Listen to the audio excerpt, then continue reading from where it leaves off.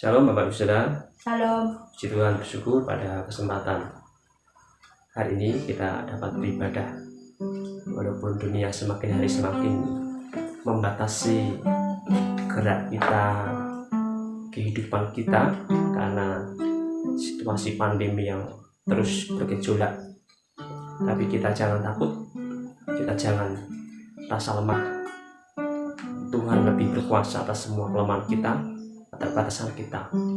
Allah yang kita percaya adalah Allah yang Maha Besar, yang akan memampukan kita mengejar jauh lebih besar dari apa yang sedang terjadi dan yang sedang kita alami. Baik, puji Tuhan, pada kesempatan kali ini tema kita tentang bermegah. 2 Korintus pasal yang ke-12 ayat pertama sampai dengan ayat yang ke-10. Karena itu aku senang dan rela di dalam kelemahan, di dalam siksa, di dalam kesukaran, di dalam penganiayaan dan kesesakan oleh karena Kristus. Sebab jika aku lemah, maka aku kuat. Puji Tuhan Bapak Ibu Saudara yang dikasihi dalam Tuhan Yesus Kristus. Tema ini tentang bermegah. Ini ditulis oleh Paulus sendiri, seorang rasul Kristus yang luar biasa. Pada umumnya setiap orang atau semua orang bermegah atas berbagai macam kelebihan, sedangkan atas kelemahan-kelemahannya sendiri, atas dirinya, itu seringkali lebih ditutupi daripada diungkapkan. Bahkan ada banyak orang berusaha untuk menghilangkan kelemahan-kelemahan yang dia miliki supaya orang tidak mengetahuinya. Tapi berbeda dengan apa yang dilakukan oleh Paulus. Rasul Paulus justru mengungkapkan, menceritakan akan berbagai kelemahan-kelemahan yang dia sedang rasakan, dia sedang alami. Rasul Paulus justru merasa bangga, bermegah atas semua kelemahan yang dia alami, dia rasakan. Rasul Paulus tidak merasa minder, tidak merasa bersedih, tidak merasa putus asa, kecewa. Bahkan Rasul Paulus tidak merasa terhina dengan semua kelemahan-kelemahan yang dia rasakan, dia alami. Rasul Paulus tidak menutupi akan hal-hal yang terjadi di dalam kehidupannya dari sisi-sisi hidup yang lemah. Sama seperti pada umumnya, semua orang itu tidak ingin semua kelemahan-kelemahan yang terjadi dalam hidupnya itu terekspos keluar, diketahui keluar, bahkan berusaha untuk ditutupi. Ada kalanya orang merasa malu, merasa sungkan, merasa tidak enak melihat atau diungkap akan semua kelemahan-kelemahan yang terjadi. Bahkan satu sisi ada banyak orang merasa tidak percaya diri ketika didapati atau diketahui atau terekspos apa yang menjadi kelemahannya itu keluar, apa yang menjadi kelemahannya itu muncul di masyarakat, dan apa yang menjadi kelemahannya itu diketahui oleh banyak orang. Bagi Rasul Paulus, kelemahan itu menjadi suatu kebanggaan tersendiri, suatu kehormatan tersendiri. Paulus merasa bahwa semua kelemahan-kelemahan itu adalah sebuah kasih karunia, dan Rasul Paulus bersyukur atas apa yang sedang dia hadapi. Rasul Paulus tidak merasa sungkan dengan semua kelemahan-kelemahan yang dia hadapi. Bahkan kelemahan itu dianggap sebagai suatu kebangkitan iman. Rasul Paulus merasa lebih kuat, lebih bersemangat, lebih sungguh-sungguh di dalam Tuhan. Dan ini satu berkat yang sungguh besar menurut Paulus. justru dalam kelemahan kuasa Tuhan menjadi nyata. Rasul Paulus menjadikan kelemahan itu sebagai suatu sarana pertumbuhan iman, sebagai suatu kasih karunia Tuhan. Oleh karena itu Rasul Paulus menyadari bahwa semua kelemahan yang tidak baik itu pun adalah berkat Tuhan, dan Rasul Paulus menerima sebagai anugerah yang harus disyukuri, yang harus dinikmati. Definisi bermegah adalah sifat menyombongkan diri, sifat membanggakan diri, dan itu pada umumnya semua orang selalu bermegah dengan apa yang menjadi kekuatannya, kelebihannya, kesempurnaannya. Di dalam 2 Korintus pasal 12 ini, ayat pertama sampai 10, Rasul Paulus menjelaskan beberapa hal mengenai kemegahan-kemegahan yang dia bisa banggakan, yaitu bermegah atas penglihatan-penglihatan, atas karunia-karunia, atas pencapaian-pencapaian yang dia alami di dalam Tuhan. Bahkan bermegah secara rohani, merasa terangkat, diangkat Tuhan, dibawa pada pengalaman bersama Tuhan ke surga, seperti itu. Rasul Paulus menekankan bahwa hal itu bukan suatu kebanggaan.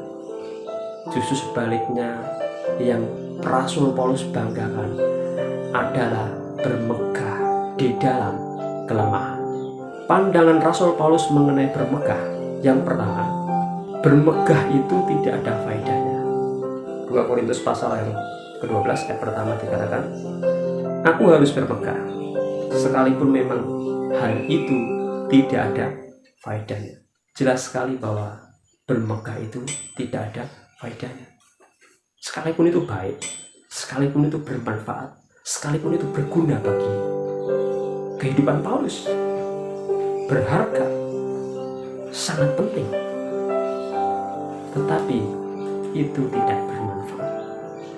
Sehingga kemegahan apapun atas kelebihan-kelebihan yang dimiliki oleh Rasul Paulus itu percuma, artinya tidak ada gunanya.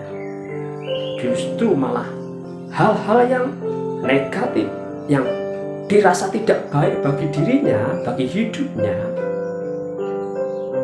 justru yang merasa merugikan bagi dirinya, itu yang menjadi kebanggaan Rasul Paulus, dan itu yang justru bermanfaat bagi hidupnya. Jelas yang pertama, bermegah itu tidak ada manfaatnya. Yang kedua, bermegah itu adalah suatu kebodohan. Rasul Paulus berkata, bermegah itu adalah suatu kebodohan.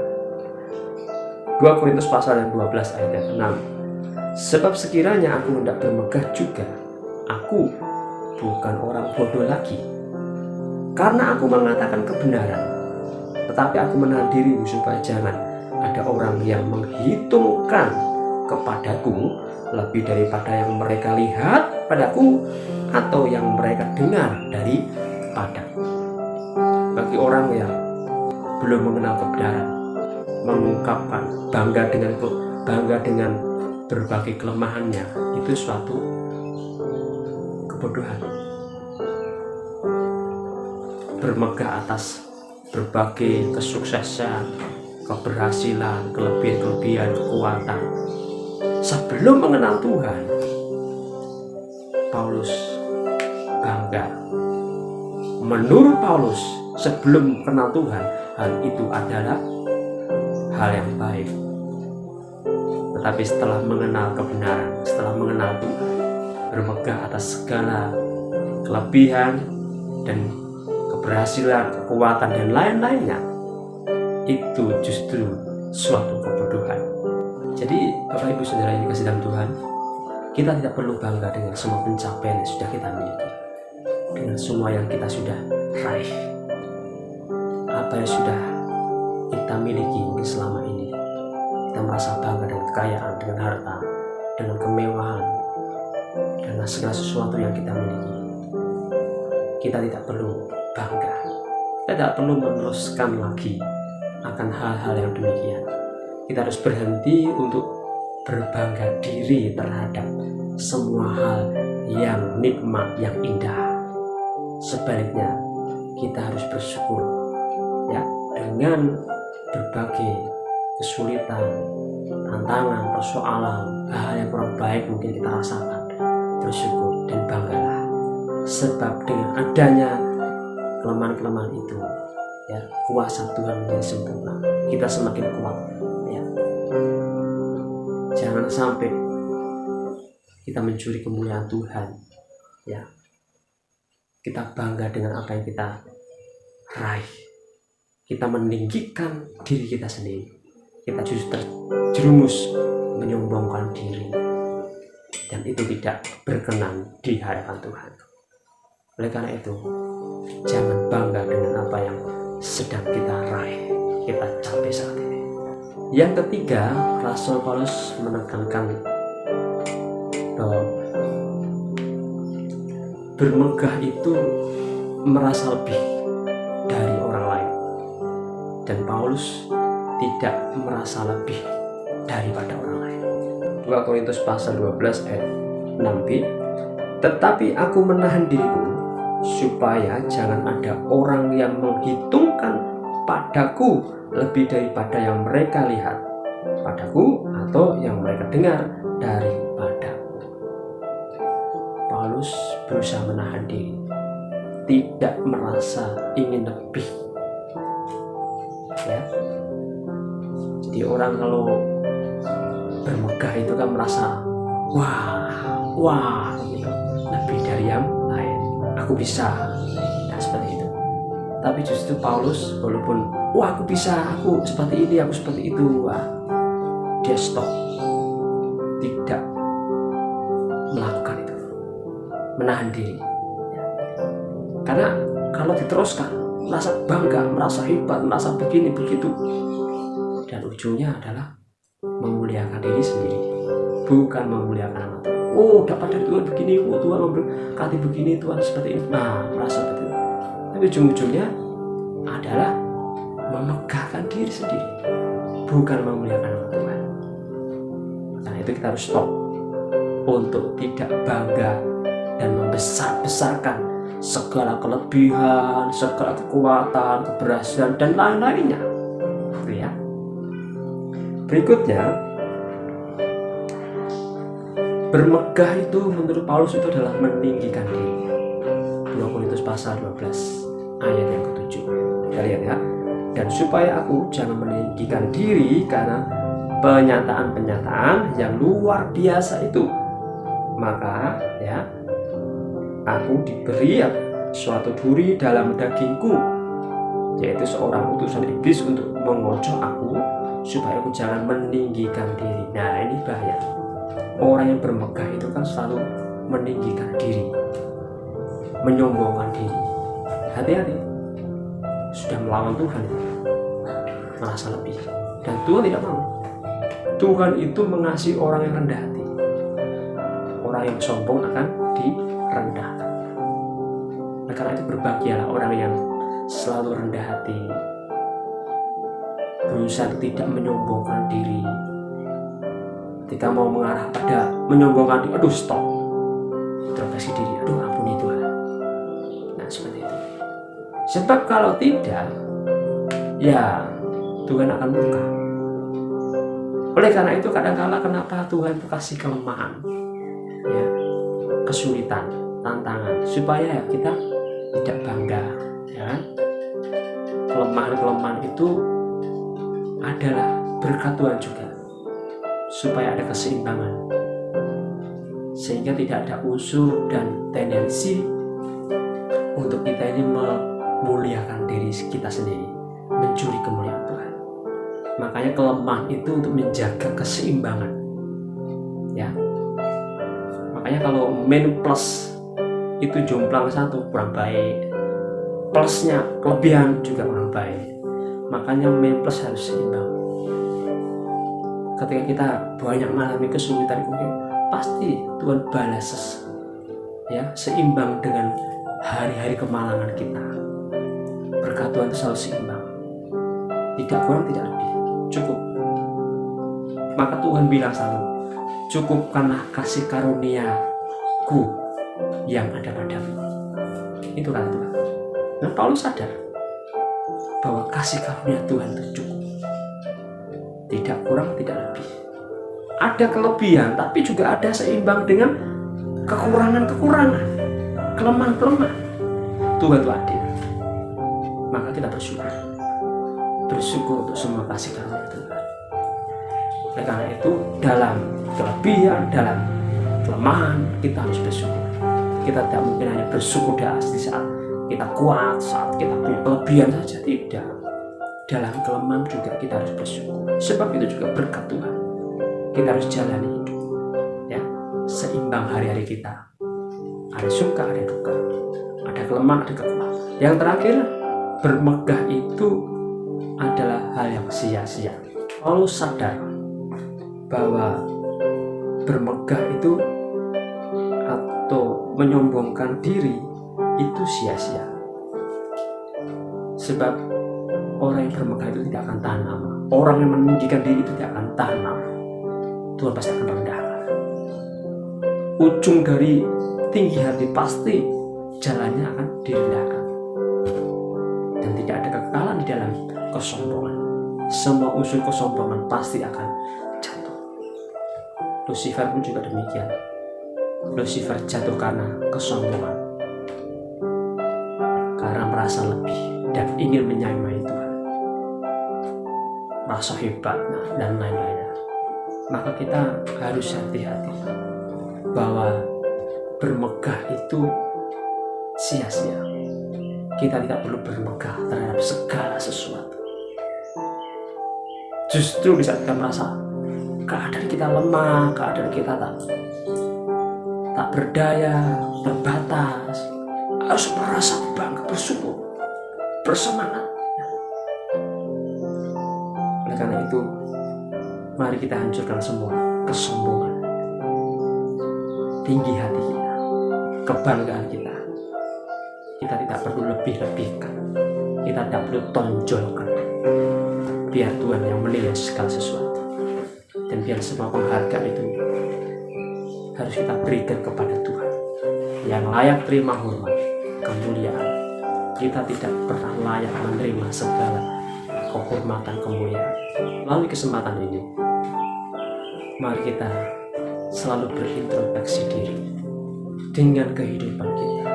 Adakah hidup kita didapati keadaan merasa bangga, merasa sombong? Sebab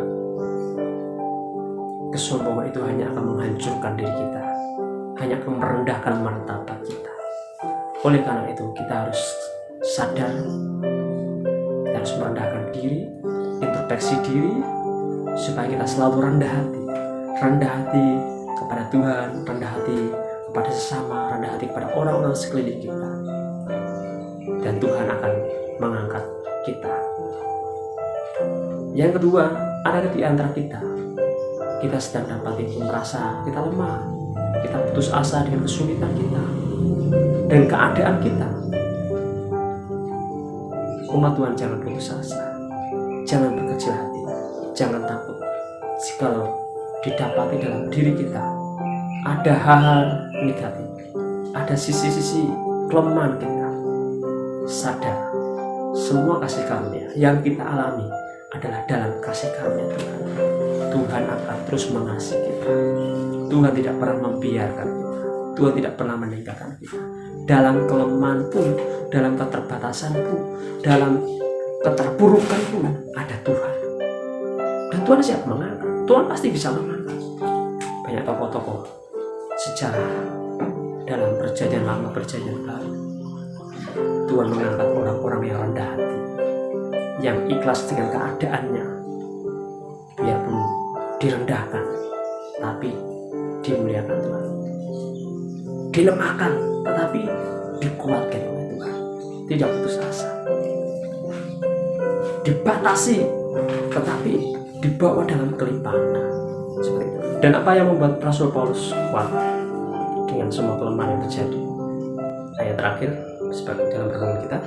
Karena itu aku senang dan rela di dalam kelemahan, di dalam siksaan, di dalam kesukaran, dalam penganiayaan, dan dalam kesesakan oleh Kristus Yesus. Sebab jika aku lemah, maka aku kuat. Bapak Ibu Saudara yang dikasihi dalam Tuhan, dalam kelemahan kuasa Tuhan menjadi nyata. Apakah berarti bahwa di dalam kekuatan tidak ada kuasa Tuhan? Tidak. Semua ada. Kuasa Tuhan ada dalam semua hal. Artinya, ketika di dalam kelemahan pun Tuhan memberi kesanggupan, kekuatan.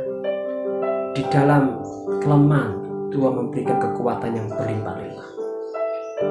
Ketika dijatuhkan, Tuhan yang mengangkat. Ketika direndahkan, Tuhan yang meninggikan. Ketika orang-orang berusaha merusak hidup kita, maka Tuhan akan memperbarui, mengubahkan hidup kita. Dan ketika orang membenci, orang menjepit kita, tetapi Tuhan akan melepaskan dari jerat. Itulah yang membuat Rasul Paulus merasa kuat, bahwa Tuhan tidak pernah meninggalkan kehidupannya. Tuhan yang selalu mendampingi, mengawasi, menopang, menjaga dalam segala perkara. Dan karena itu bersyukur dan banggalah. Tuhan itu ajaib dalam hidup kita. Kita harus senantiasa percaya, beriman, dan tetap tekun setia pada Tuhan, mengasihi Tuhan, rendah hati, dan mengasihi banyak orang. Mengasihi Tuhan, rendah hati, dan mengasihi sesama. Itu penting. Mari kita bersyukur untuk kebenaran firman Tuhan ini. Kiranya menjadi kekuatan bagi kita semua. Tetap semangat apapun yang terjadi. Bersama Tuhan pasti bisa melewati semuanya. Tuhan sebagai kekuatan pengharapan kita yang memampukan kita dalam segala perkara. Haleluya. Ajaib Kau Tuhan. Haleluya. Ajaib Kau Tuhan, penuh kuasa, sanggup pulihkan keadaanku.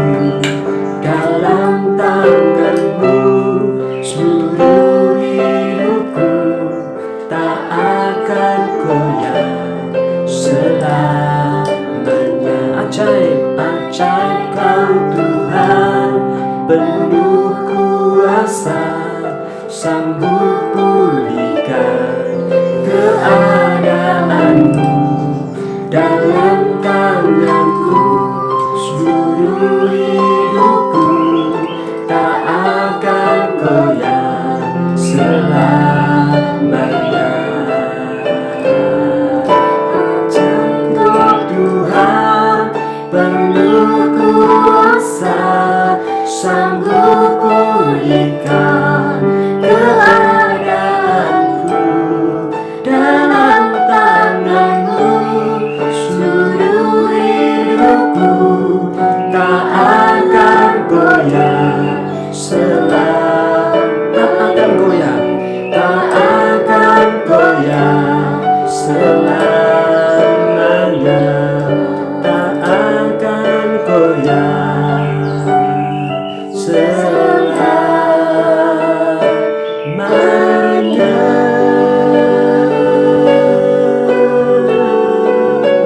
Kami percaya Tuhan yang menjagai hati kami, Tuhan yang menopang kami, Tuhan yang memelihara kami, Tuhan yang menyelamatkan kami, Tuhan yang mengangkat hidup kami.